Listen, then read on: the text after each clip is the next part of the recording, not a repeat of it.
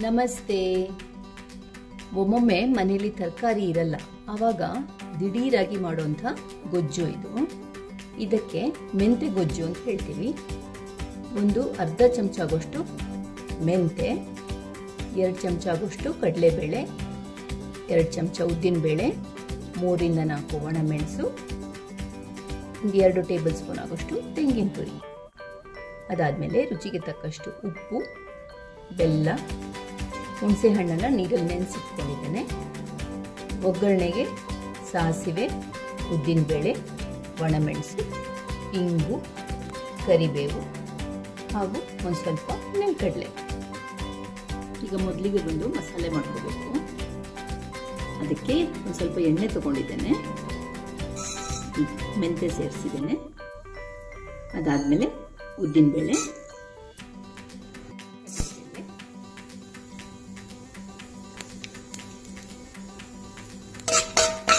ಹುರ್ಕೋಬೇಕು.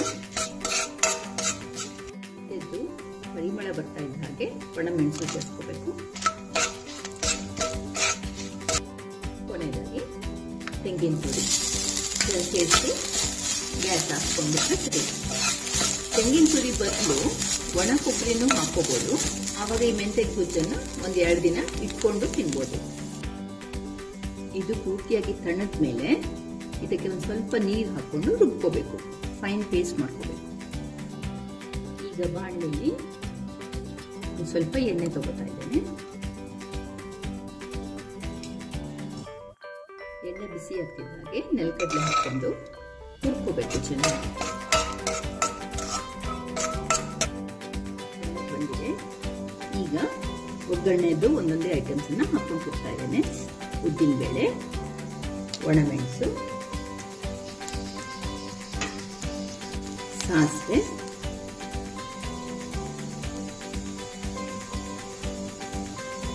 ಇಂಗು,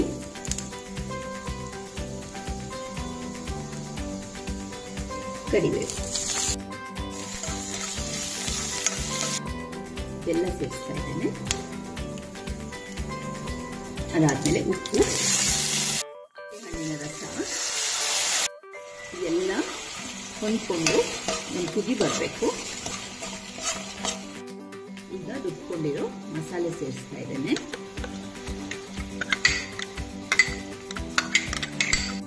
ಇದನ್ನ ರುಬ್ಕೊಂಡಿರೋ ಮಿಕ್ಸಿ ಜಾರ್ಗೆ ಒಂದು ಸ್ವಲ್ಪ ನೀರು ಹಾಕಿ ಆ ನೀರನ್ನು ಸೇರಿಸ್ಕೊತಾ ಇದ್ದೇನೆ.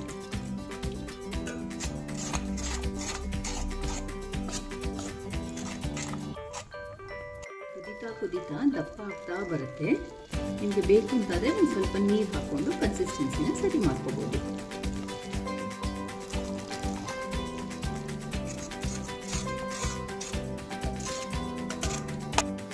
ಒಂದೆರಡು ಕುದಿ ಬಂದ್ಮೇಲೆ ಗ್ಯಾಸ್ ಆರಿಸ್ಬೋದು. ಬಿಸಿ ಬಿಸಿ ಅನ್ನದ ಜೊತೆ ಮೆಂತೆ ಗೊಜ್ಜು ಅಥವಾ ಬಜ್ಜಿ ರೆಡಿ.